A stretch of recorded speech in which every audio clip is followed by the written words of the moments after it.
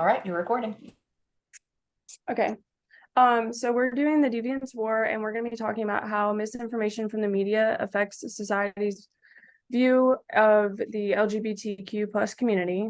I'm Grace, and this is Mackenzie. Hello.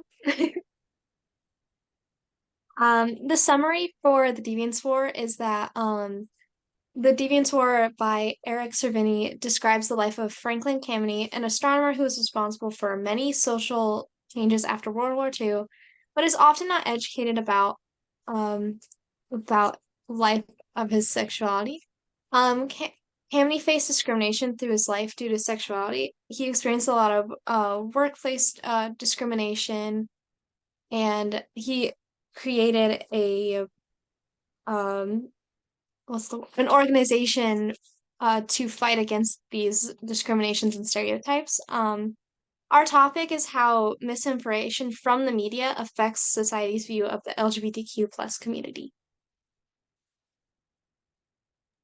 So I'm going to be talking a little bit about option one that we came up with. So, like we said, we were talking about misinformation from the media and how that kind of affects society's view of the LGBTQ plus community. And this is something that I know I personally saw a lot of in the packbacks that we've been talking about. So, I kind of go over it here, but societies can interpret media's exposure from LGBTQ plus, and that's really important because it kind of determines like this level of acceptance from society, and it's shouldn't have to be something that's accepted, but it is something that we kind of been seeing trends with. So this was a study from Bond and Compton, and I used this, and that was something that was in one of the packbacks. It analyzed the relationship, and it kind of talked about this positive correlation between they had like videos of people from the LGBTQ plus community in like a positive light and then also in a negative light. And then they did this study and it talked about how they like surveyed them after they did it, and they had positive feelings after the positive video and negative feelings after the negative video. So that kind of just shows how important it is. And then in relation to the book, we found this quote from the book, and it kind of stuck out in terms of this option, that the Reds are using a new tactic in recruiting spies and traitors, and it's working. The new tactic is to gain access to American secrets by using homosexuals, and that was in chapter 4, page 61. So that kind of shows that in the media, they're portraying them to be spies and traitors, and that's kind of painting a negative light towards them in the book itself. And that was kind of our example from the book about how there needs to be more of a diverse presence in the media. But this can be hard to do. And that was something that I found in one of the packbacks. It was a YouTube video. It was queer couples that were talking about how they don't feel like they're adequately represented. And so they talked about they didn't feel like every aspect of the LGBTQ plus community is represented. So that's why we said that this option about having a more diverse presence can help society's view of the community. Our second option was dismantling the stereotypes. Stigmas or stereotypes held against people of the LGBTQ plus community affect their access to high quality healthcare, their mental health, and make it harder to be open or harder to be open to sexual orientation. Sorry, it covers a little bit over here. In Kamey's letter to Kennedy, he mentions that the stereotypes had affected his ability to keep a job and how many others were starving because of the lack of stable income. A quote from the Stonewall Reader was, he said that he was barely surviving on 20 cents of food per day. The stereotypes are enhanced within the media through just the other example we used in the last one, and how the media was finding like scandals and all this information from the government.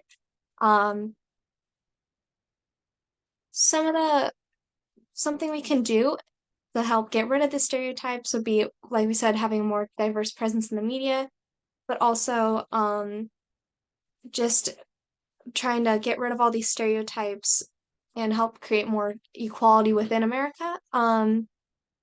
Another quote from the book says that Kameny faced a federal investigation because the authorities believed that his housemate was was a 14-year-old, or he was a 22-year-old man, but people thought he was a 14-year-old. And that stereotype kind of came from what we saw in This Book is Gay by Juno Dawson, where the stereotype was that all gay men are pedophiles. There are many stereotypes that has been placed on the LGBTQ plus community, and the media sometimes enhances that by portraying these individuals as the flamboyant gay man or the promiscuous bisexual. Um, Dismantling these stereotypes held to the people in this community will help relieve some of the discrimination the community faces. But something that can make it difficult is that there's a lot of stereotypes and different parts of the community that it would be hard to try and get rid of all of them.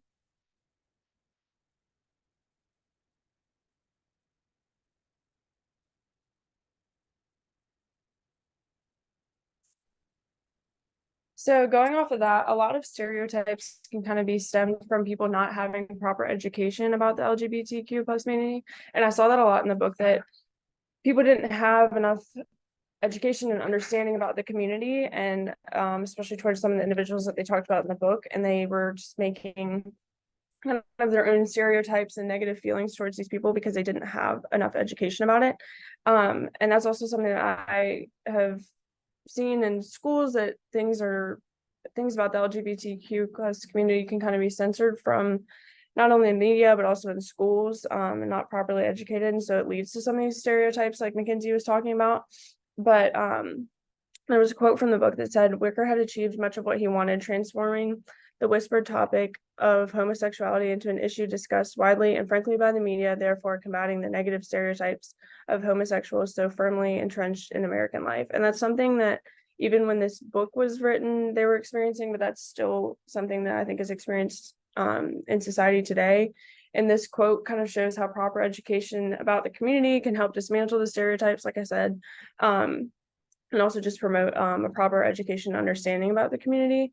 And something that we also wanted to talk about was that there's a lot of history within the LGBTQ plus community that's directly related to other movements like the Black rights movement. So Sylvia Johnson was a Puerto Rican activist within the Black rights movement, the Gay Liberation Front, and the Gay Activists Alliance. And so kind of talking about intersectionality and how some people are experiencing a lot of stereotypes and discrimination from different groups of society, and how that's all kind of coming together. And for the book's sake, Kameny was a famous and successful astronomer that no one's really talked about a lot, except for, like, I had never heard of him before until I read this book. And I think a lot of that is because people kind of didn't talk about him because of his sexuality. And this is another resource that I found. This was also from a packback, the glossary of terms, and it was really helpful to me. And I think that if there's things like this resource that are used by other people, they're kind of able to get a better understanding of the community and the different terms and how to be respectful of the community and terms that people of that community are associating themselves with. I'll interject real fast right here to note Sylvia Johnson is not a person. I think you mixed up. It's Sylvia Rivera and Marsha P. Johnson. Yeah. That's just for clarity. Oh, Okay, yeah. Yeah.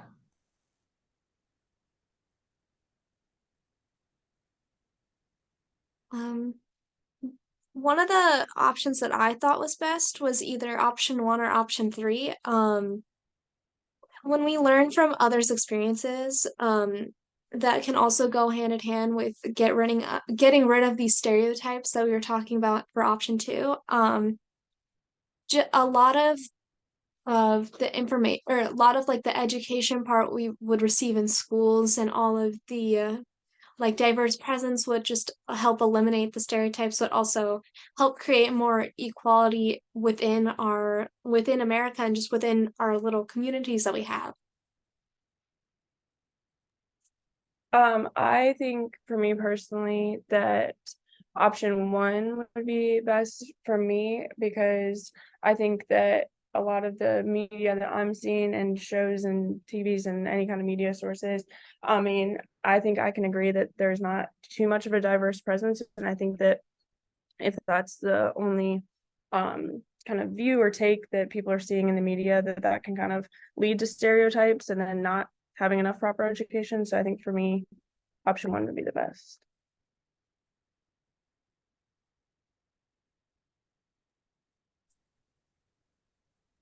All right. So you said our final thoughts. Do you have some final thoughts on this? I think it was a good read and a good way to kind of incorporate like the packbacks and other things that we've been looking at, and kind of incorporating those sources together. And I think that's kind of why we chose to talk about media with this book, because it kind of tied a lot of the things together and it made a lot of things make sense to me and kind of helped me reflect on things that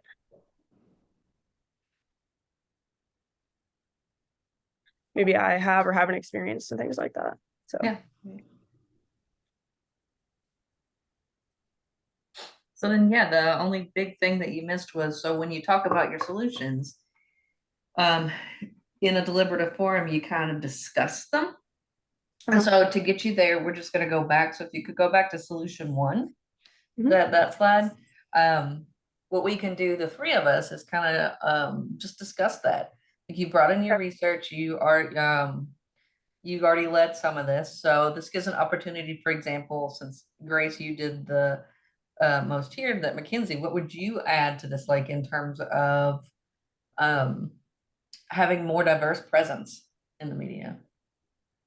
I think just people like coming and like talking about what it's like being in the LGBTQ plus community and just all of the like different experiences that people have. One of the quotes that we didn't put in the slide that I thought was really good was how Wicker had got onto another like podcast, not a podcast, but like a radio station, and was promoting like $6 to keep it on the air, just to combat some like misinformation that was happening from psychiatrists, which I thought was really interesting. I think just more of having like people talk about experiences of the LGBTQ community and just having just more like information spread out about what it's like, what happens to like a lot of people, and just how like the news outlets don't really cover a lot of like some of like the bad parts of this. I think that would be help create more diverse presence, not just in within our media and our TV shows, but also in our reality. Yeah. Yeah, and it's also like when we talk about like more diverse presence in the media, right? It's not even just LGBTQ plus persons that we see outward facing, but even those in the editing rooms, the producers, the higher ups, the writers, right? So it's having their voices in there kind of help to offset some of what solution 2 would have been, right? Which is trying to dismantle those stereotypes.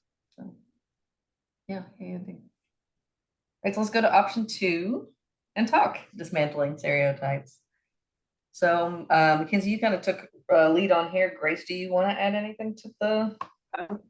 I think that I liked how we could use 2 and 3 to kind of go together, because I think that a lot of these stereotypes kind of stem from people not having an adequate understanding of the community, and that's something that we were kind of able to tie both books together into, because I remember from This Book Is Gay, it was like a long list of different stereotypes about like that gay men were like pedophiles, or like gay women didn't like, just a bunch of different stereotypes. And that kind of like helps tie these books together in my eyes, and also just from like some of the other readings that we did and stuff like that. And I just think that because I work in healthcare now, and I definitely can see from this source that Mackenzie found from the CDC that a lot of people do experience discrimination. I mean, in the workplace, it happens in healthcare, and it shouldn't, and it's sad, and it's something that I think this source kind of really brought to light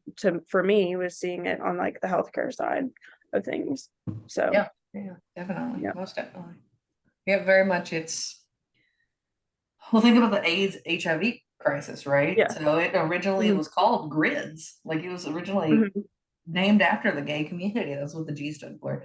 And so then it took a good like more than a decade for people to start Mhm. realizing this is not just a gay disease like they had labeled it in the media, but also Mhm. what was going on in history at the time in the 80s when all this was starting to come out was you also had the very much it's post Stonewall and you've got it's very much the religious right is kind of what they called it in the 80s with Reagan and with like people like Anita Bryant and things like that who were really Jerry Falwell to get us connected to Virginia. It's very much um, pushing a narrative, pushing a stereotype through Mhm.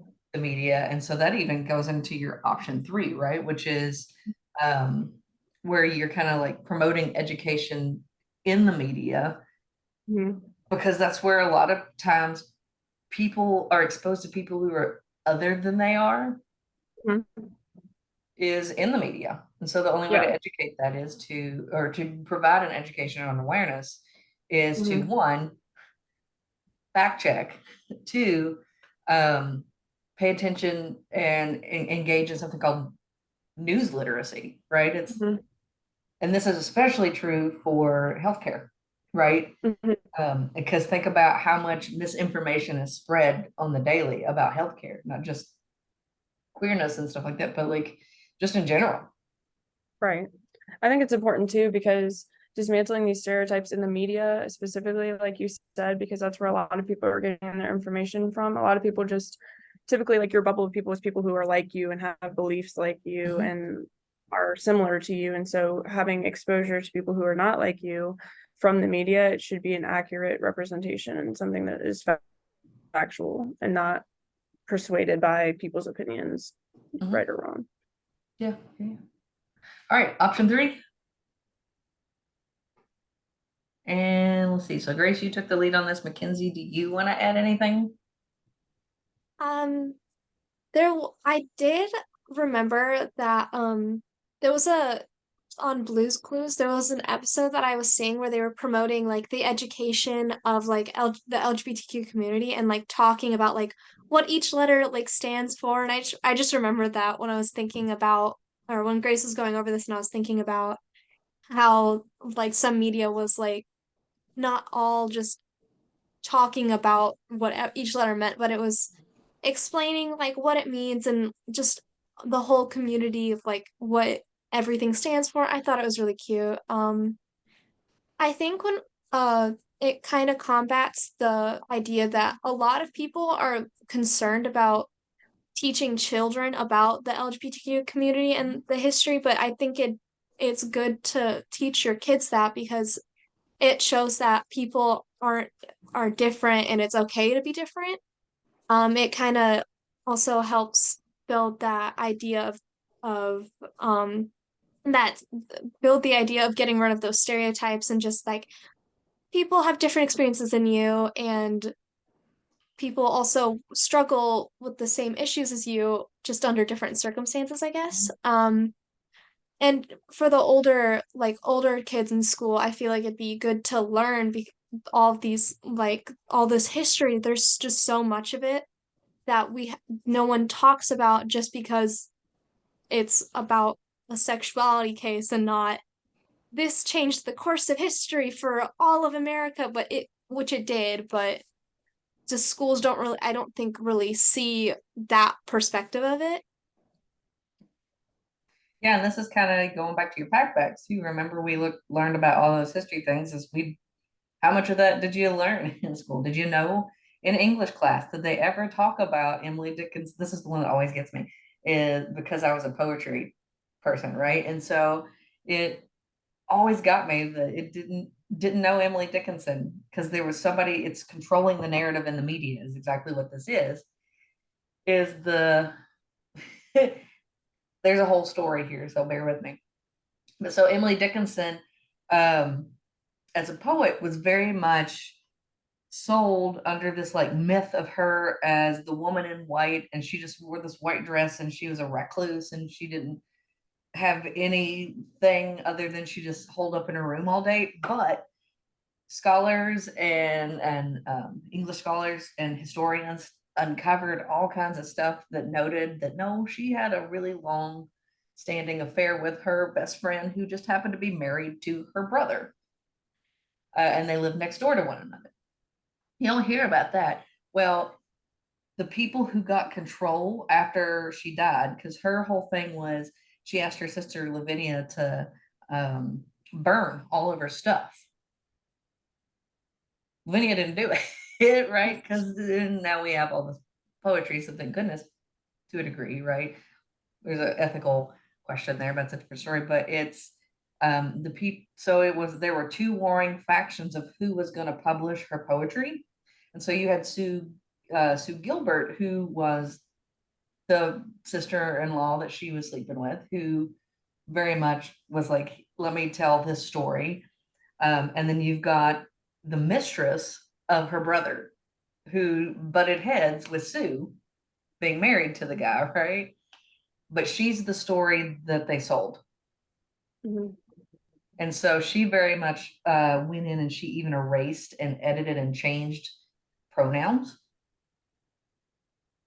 Oh my gosh. Yeah, and sold this image and ideal picture of who Emily Dickinson was, being like, oh Right. yeah, she only wore white, she never came out. She probably just didn't like this girl, right? She just probably didn't like this woman. Didn't want to talk to her, didn't interact with her, but there's so much in history that says otherwise, right? That she was something else. And it wasn't until the 90s that somebody finally got a book published on it. And even then, people were ignoring it, and you don't learn about it in school. Mm-mm. You still are sold. I remember all the way up because I graduated, this is aging me a little bit, but I graduated in 2001 from high school. And up to then, and even through graduate school as an English major, going into my master's up through 2010, right? In English, being an English professor was always sold up until 13 years ago. When I got out of school with all that stuff, that Emily Dickinson, this is a story. I didn't know about these things until about 10 years ago after I got out of grad school. Mhm. And that's just from picking up books and reading them. Right. I think that just goes to show kind of how like media can really change the stories and dialogues and things on people and paint it in a way that the media wants you to see things and not really expose you to like the entirety of things, because a lot of the people that we talked about in the packbacks I had never learned about or heard of in school until I was enrolled in this class and learning about it. So Yeah, and a lot of it's even like exposure. So I mhm. come back to the Emily Dickinson thing because that was one of the examples I gave you, was they had the movies that then introduced her queerness, the TV show that Mhm. introduced her queerness. So now we're having a conversation about it that we didn't have even 12 years ago, Right. even though it had already been uncovered for decades. It's kind of like just now coming to light about it. Yeah. Because of the media, because of how we've accessed the information. So, yeah. Right. All right. Sounds good. I'm gonna stop recording. Okay.